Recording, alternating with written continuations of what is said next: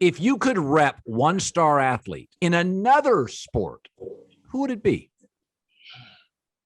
If I could rep one star athlete, any generation? That's the next question. So let's do this generation. Okay. If I could rep one star athlete in another sport, I would probably say Tatis. Fernando Tatis. Yeah. He is dynamic. He's dynamic. I think he has an opportunity to shine a light on baseball that's been missing for a long time, the sexiness of it. He looks the part. You could tell a cool story with him. I think he can be engaging in the community. I think he can get kids to be back into the space. Yeah. That's a good answer. And then I like Tim Anderson. I like Tim Anderson too, but yes. All right. For the same reasons, but different. The athlete from the past, and this could be basketball if you want, the athlete from a previous generation you would have loved the opportunity to represent. Allen Iverson. Ooh, why?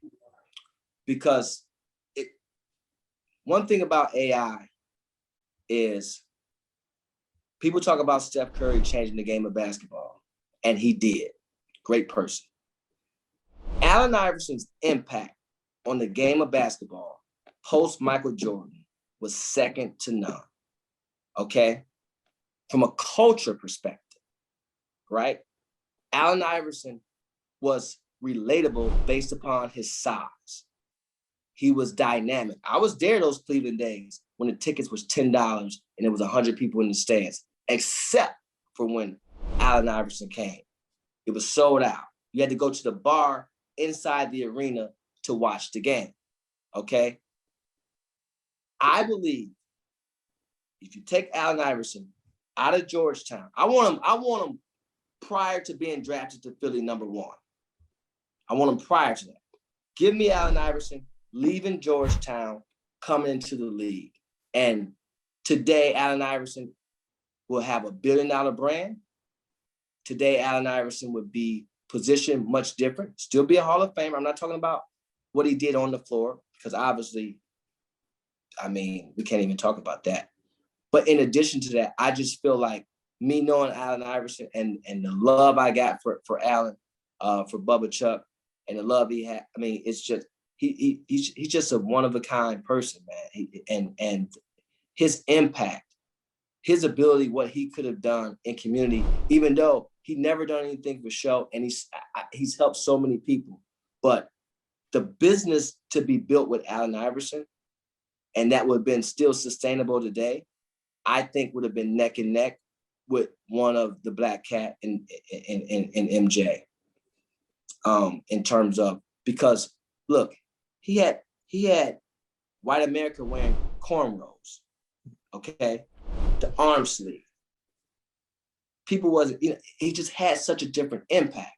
When you tell that story, multiply it times the product. Now, I believe, again, I probably would have done things different, because I would have said, Allen, I'm not focused on the upfront money. We put too much focus on the upfront money with guys like that you can build a business with.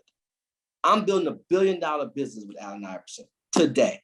There's no question about it. Still right now, he would have his retro business with the right product would probably been second to Michael's today. If you repped Muhammad Ali right out of the Olympics, who I think could have been the most marketable athlete of my lifetime, you rep Muhammad Ali out of the Olympics, what is the first business you think of to associate Muhammad Ali with? He ain't easy.